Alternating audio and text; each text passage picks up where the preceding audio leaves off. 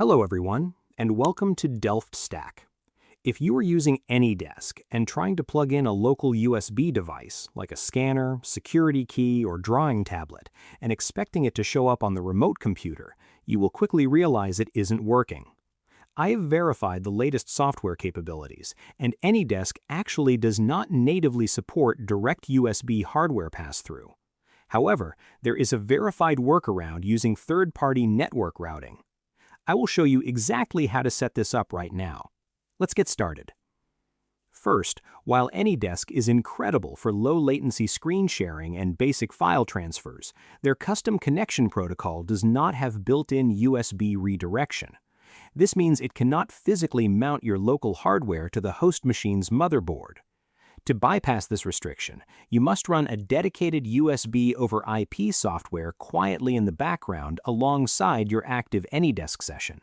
Next, you need to download a specialized USB routing program to handle the hardware communication. Popular, reliable options for this include FlexiHub, VirtualHere, or USB Network Gate. You will need to download and install your chosen routing software on both computers, the local PC where your USB device is physically plugged in, and the remote PC you are currently controlling via AnyDesk. Finally, open the new USB routing application on your local machine, locate your specific plugged-in USB device from the provided list, and click Share. Then, switch over to your AnyDesk window, open the same USB routing application on the remote computer, and click Connect next to your newly shared device.